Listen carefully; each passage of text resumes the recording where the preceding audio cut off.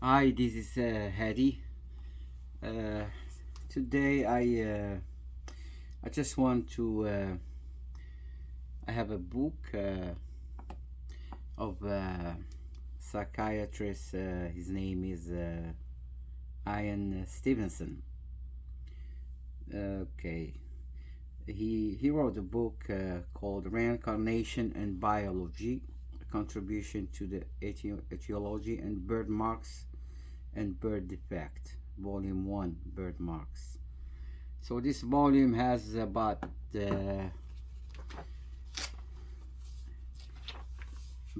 it has many chapters. Each chapter has a few each parts many parts. Each part has a few chapters. So it's about total of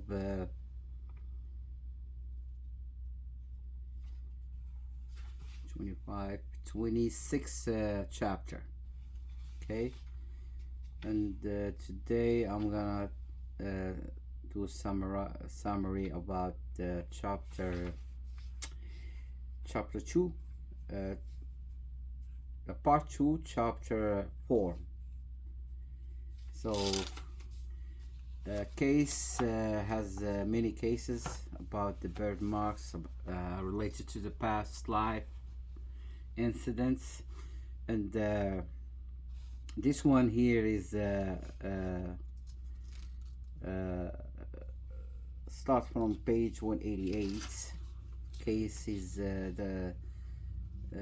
child is from Burma, Myanmar, Burma, from page 188 to 196. It's a long book, and I think has about 1150 pages. 1150 pages. So it's a little bit expensive book. I don't know if you guys can find it cheaper or can find it on the internet. So anyway, the psychiatrist, he's a Canadian born. He's a Canadian born. He was born 1918 in Montreal, Canada, and he died in Charlottesville, Virginia, 2007. So he has a lot of works. He's a good researcher in this field, psychiatry, and has to do with the reincarnation, etc. Anyway, let's. I'm gonna start reading about this case of this child. His name is from Burma. He was born in Burma, Myanmar, Burma, and the case. His name. This guy. His name Monk Sain Win. The summary of the case and its investigation. Monk Sain Win was born on September 4th, 1957, in Kini village. I'm sorry, probably it's those names, villages or towns in Burma. I'm not familiar with their pronunciation. I might make some mistakes to pronounce them. Anyway, he was born in Kini village, which is about 15-16 kilometers northwest of Pyongyang in Upper Burma. His parents, I think Burma now is Myanmar. His parents were Yu La Song and Dao Ma Gie. Yu La Song was a blacksmith. His dad. He was blacksmith. Monk San Wen was the oldest of the 5 children in his family. When Dao Ma Gia was pregnant, when his mom she was pregnant with Monk San Wen, that's the name of the kid. She dreamed that a foreign soldier, apparently Japanese, she saw in her dream a soldier. He looks to her a Japanese, but she was not sure of this. Was following her in the dream. She became frightened and ran away. The soldier then ran after her.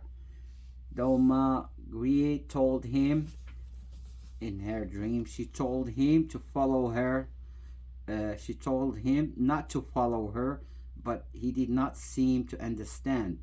She did not understand what he said in reply. The dream ended at that point.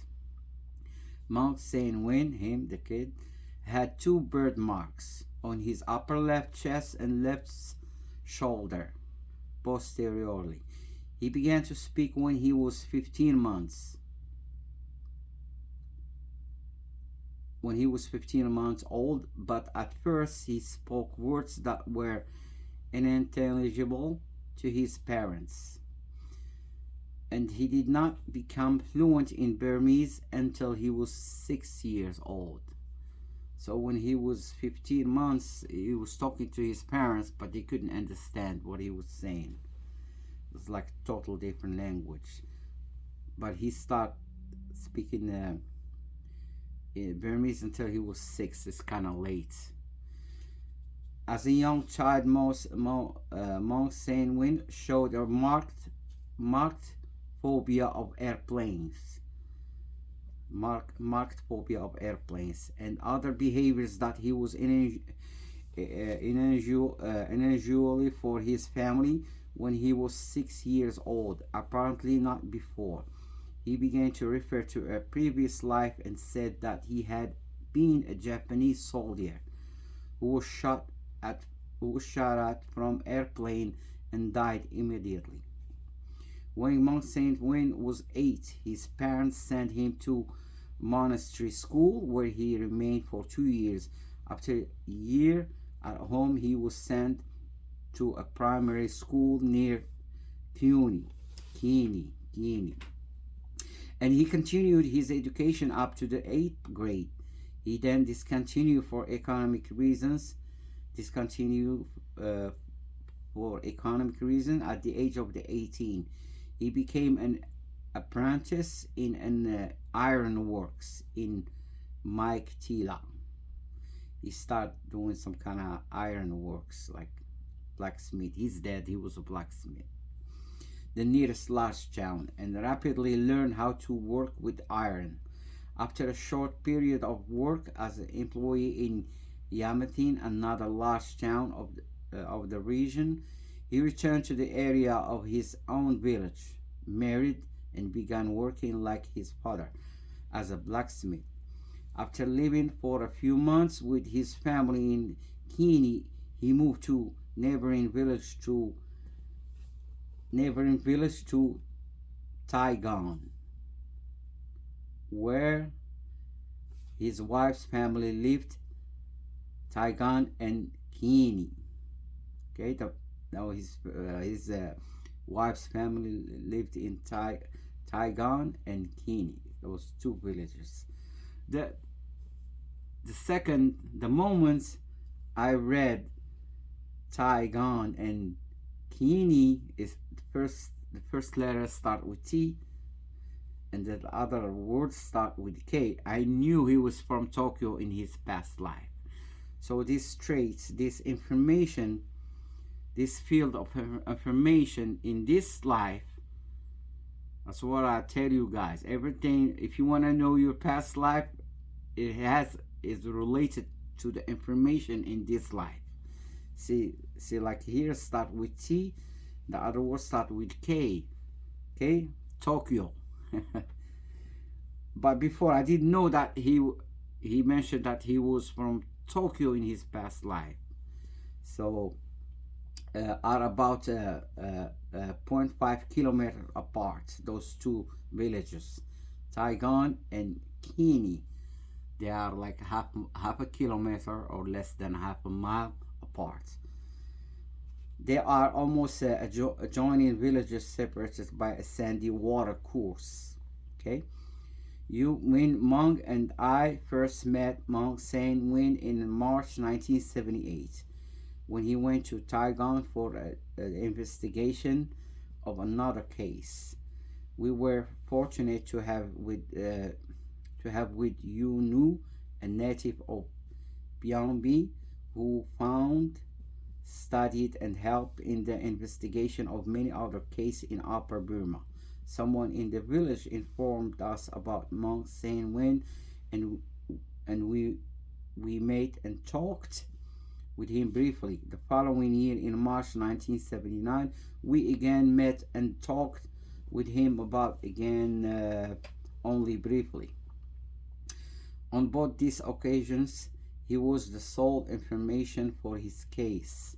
However, in March 1980, we interviewed his parents because this psychiatrist, he used to go back and forth to many countries, especially in Asia and even in Turkey and some places like Alaska. So back and forth, he doesn't stay. So he every time he go back, he interview those those folks. And so when he in March 1980, we interviewed his parents with regard to what Mount Saint Win had said about the previous life, his unusual behavior, and his birthmarks. We obtained some additional background information from the two villagers, Yu Tangpi and Yu Maya Mong, who had been in Taigon. That's his parents, who had been in Taiwan during the Japanese occupation of Burma. So his parents, they were in that place where he got killed. Okay, we also had a short interview with Monk Saint Wen in 1980. In 1979, Yu Nu returned to Taiwan by himself and recorded an extensive autobiographical statement from Monk Saint Wen. In addition, he interviewed Monk Saint Wen's mother, Do Ma Gia. He also recorded a statement from Yu Maya Mong, an elderly villager of Taiwan who had lived in the area during the Japanese occupation of Burma. Yu Maya Mong's granddaughter had married Mong Saint Wen, Yu Wen Mong, and had met him in 1980. But we did not interview him as extensively as Yu Nu had. Though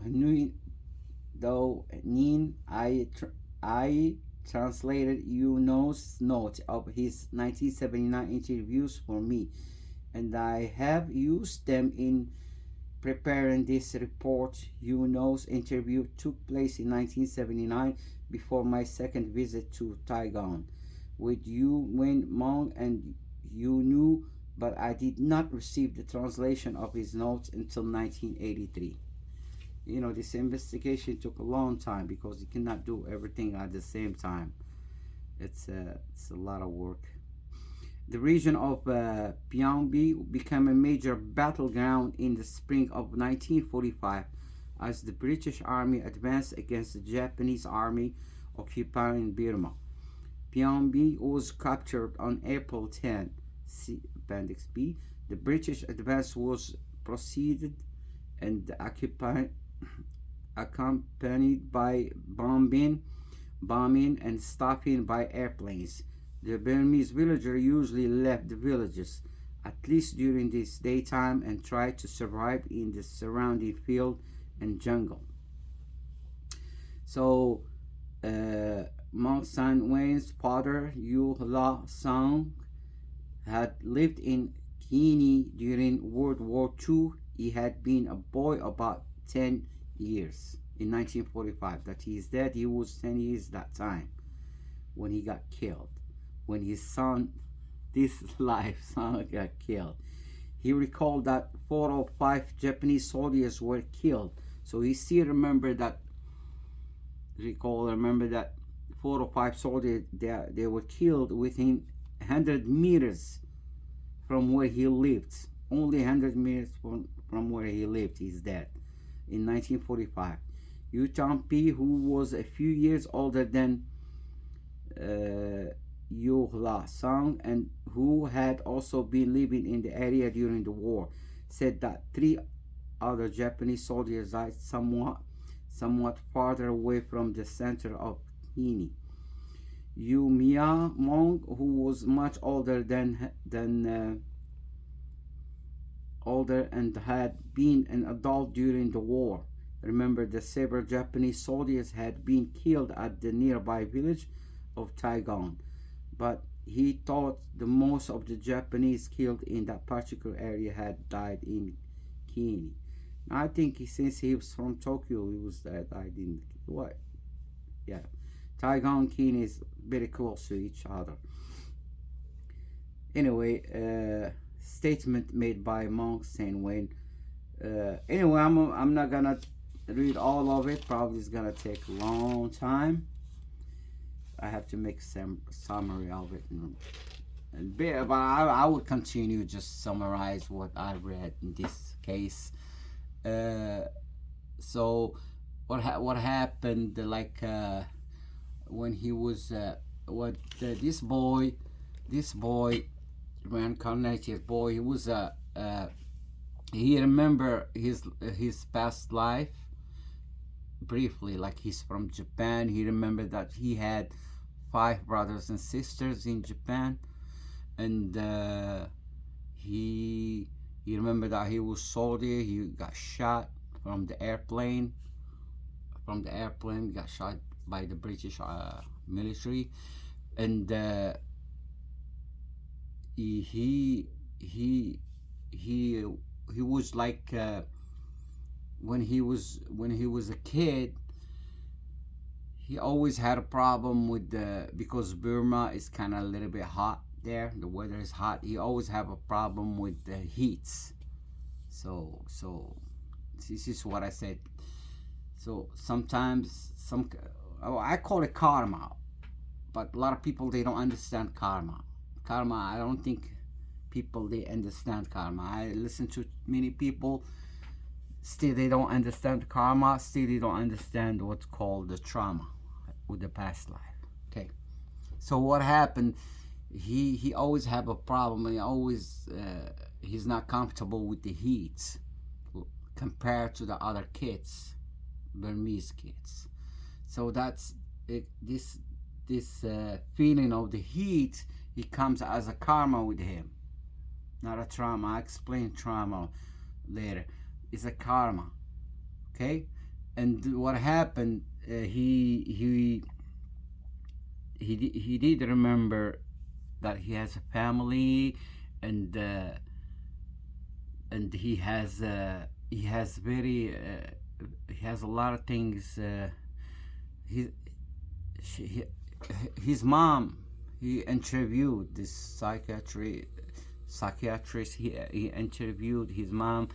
So she told him, when he was a kid, he likes to stay by himself, and he likes he always liked Japanese kind of clothing, and the food. He likes to eat the food is different than the Burmese food, close to Japanese, and like he likes the jaggery, the sweet, what they call like sweet.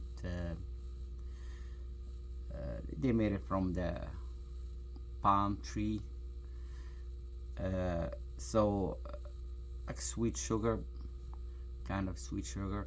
And he one day, this is the most important, okay,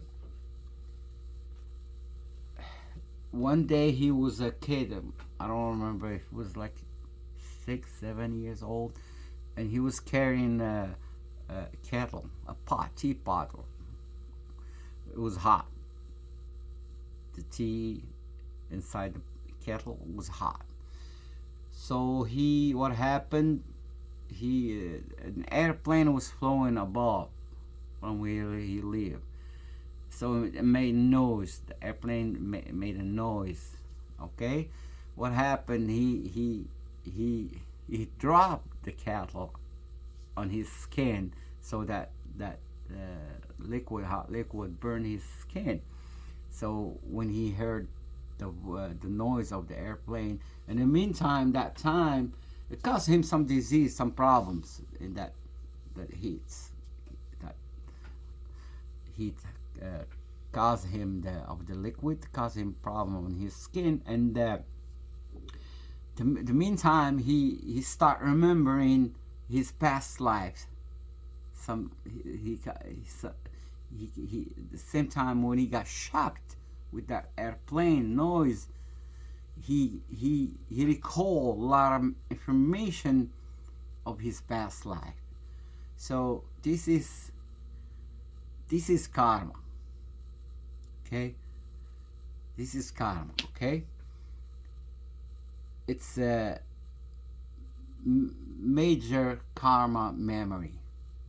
This case, it's a lot of things. He was good at praying, because Burma, most of the religion of Burma was Buddhist, and the same thing for Japan. The main religion in Japan, I think it's 90, almost 87-88% of the Japanese religion is Buddhist. So it was good, better than the Burmese kids. So a lot of things about how he lived, how he when he started talking when he was a kid, he was not good at Burmese language until late. They thought he was a dumb or something, you know.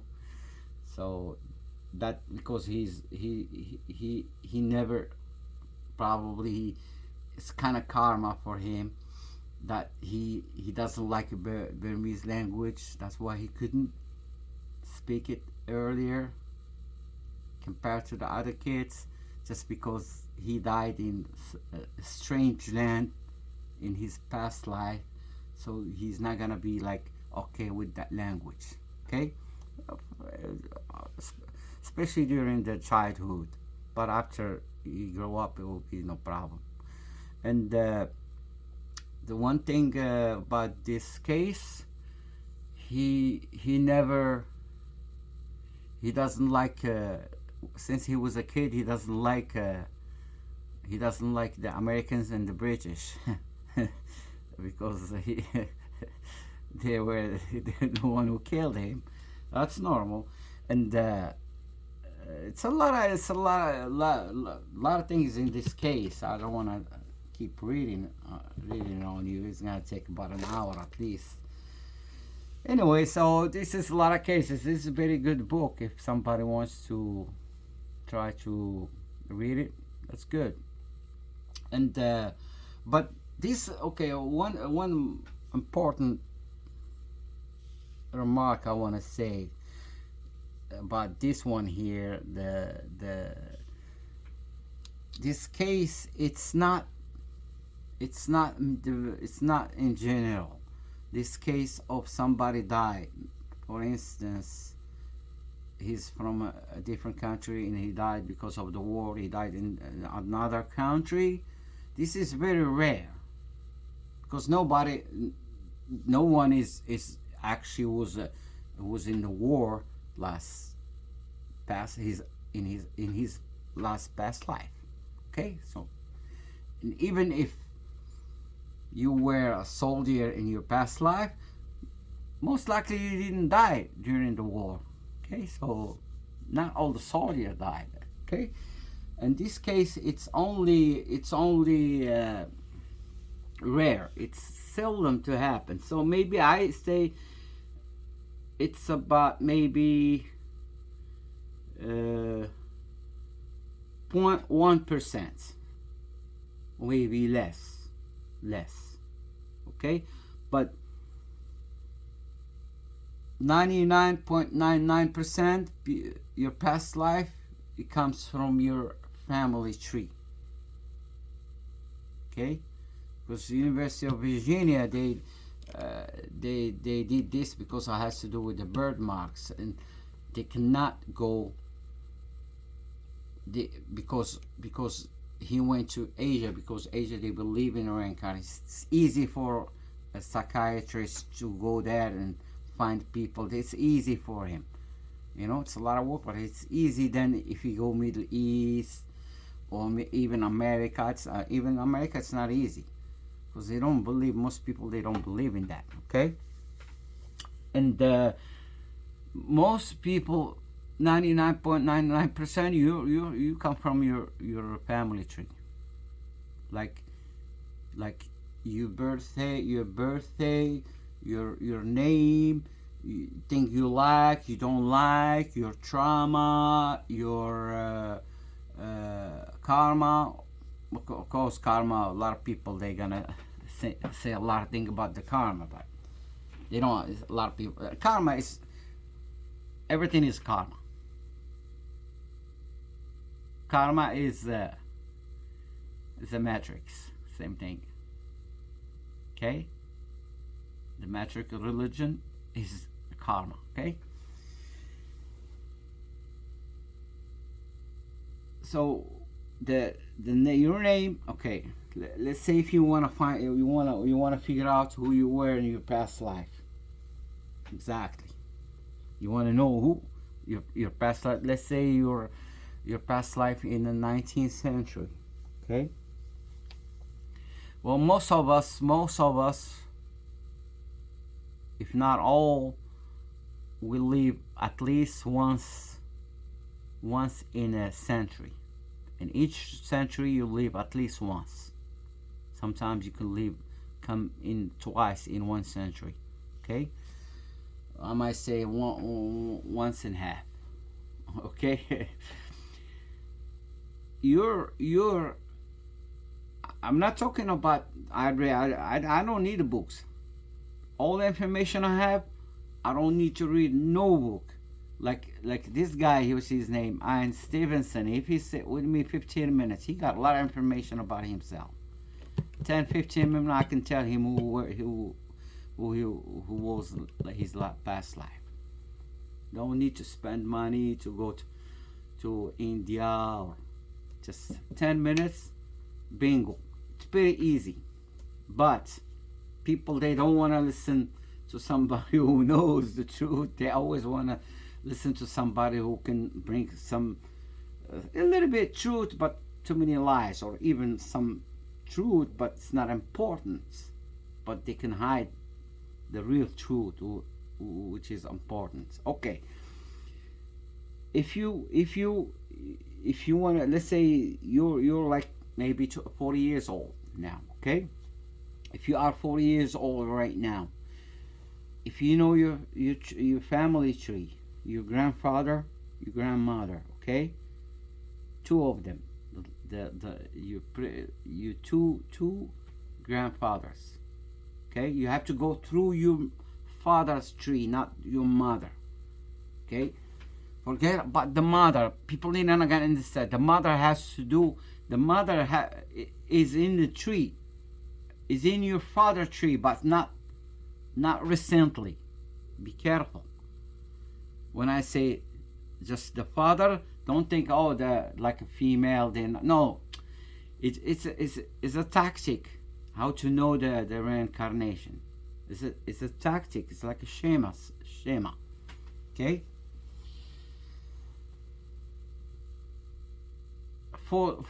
I stop here and then I talk about the what they call the adoptee. Okay, the people who are adopted. If you are adopted, you listen to me. You know somebody adopted. If you want to know his past life, he has to go with the mother, the adopter mother tree, not the father, the mother. Okay, for the people who are I'm talking now about I talked about the adoptee. Okay, for the not adoptee, you have to go with your father tree. Okay. You make a schema. You make a tree, like you, your dad, your mom, sister, brothers, if you have them. Then you go to the grandfather, grandmother. Okay. Then you write when they were born, when they passed away, when they died. Okay. If they are alive, forget about them. If your grandfather they're still alive, you can use them for the tree, but they're still alive, so you're not gonna be one of them. Okay, so you have to go to the second one. the grandfather. Then you have to come up with the tree, the sibling of the grandfather, his sons and daughters.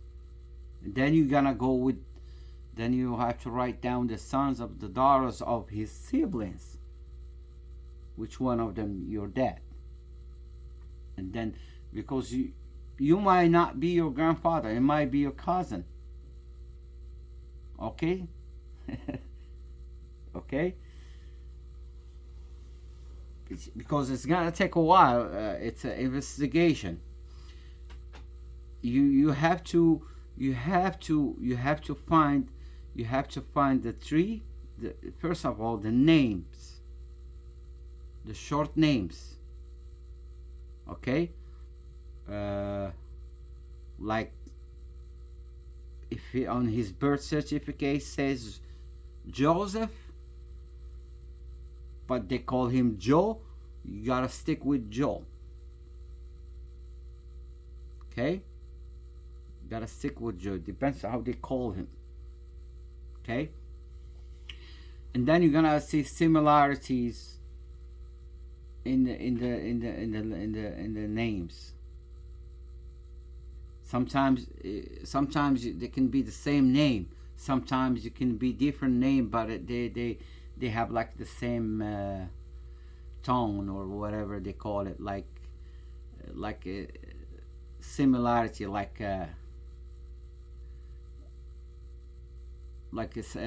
they last with the same letter, they start with the same letter, and they last with the same letter.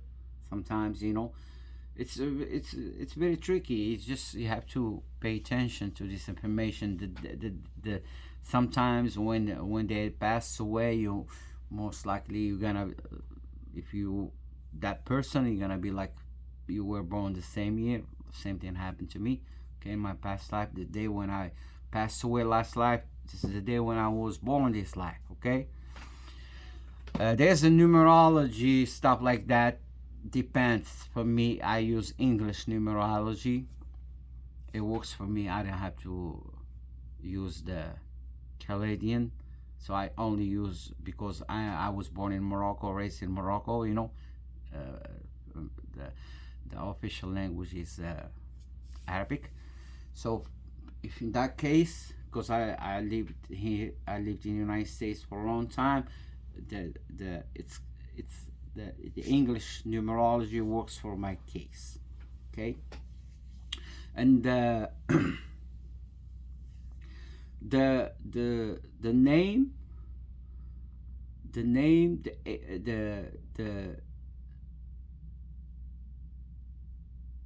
time of the birth time, the deceased time, and what we call it's a lot of things.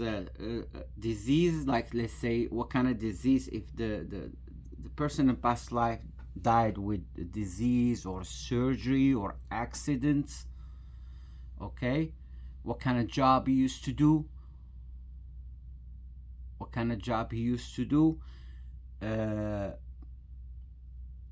like this Burmese guy,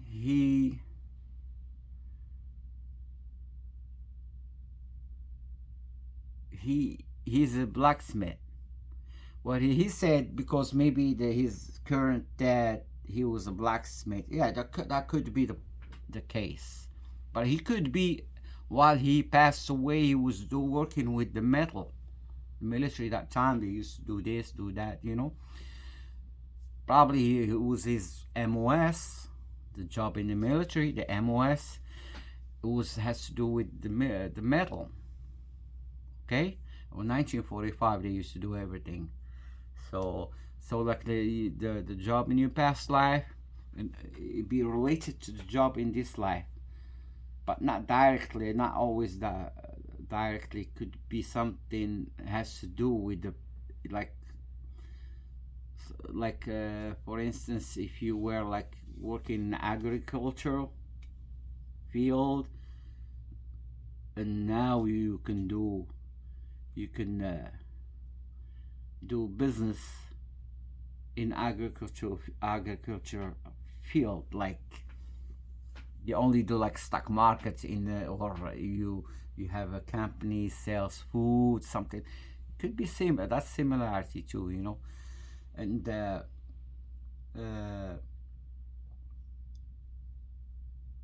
the it's a lot of things. If things you hate, you used to hate in your past life, you hate it now.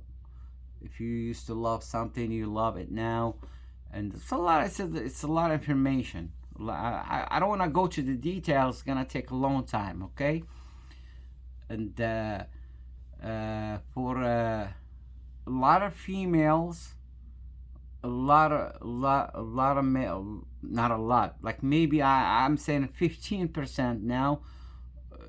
If you're 15% of the people in general now, they are female, but they were male their past life.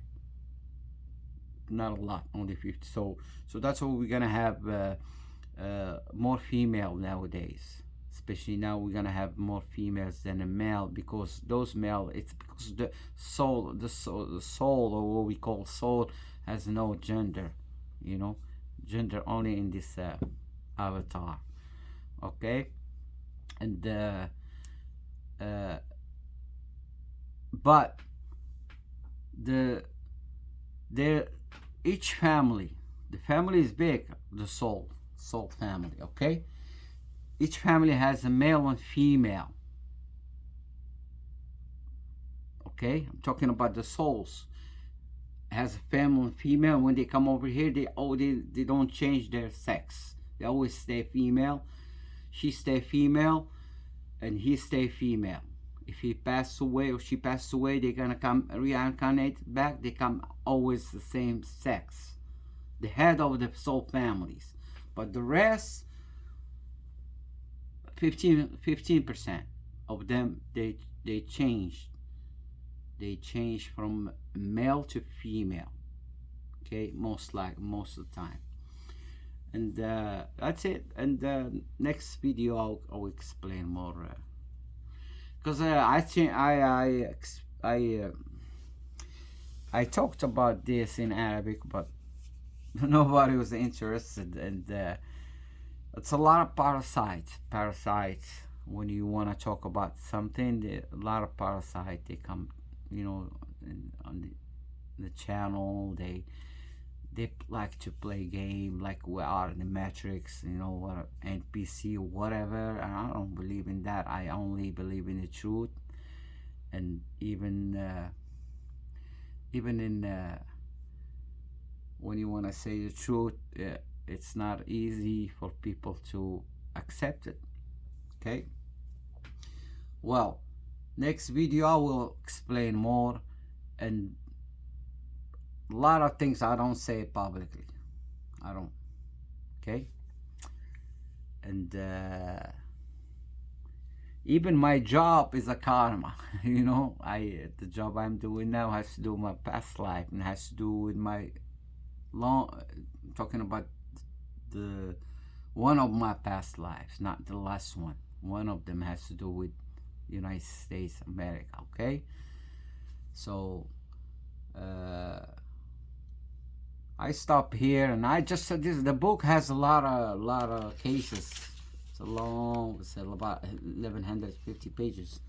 Okay, I stop in here, and thank you for listening, and have a good day. Bye bye. Thanks.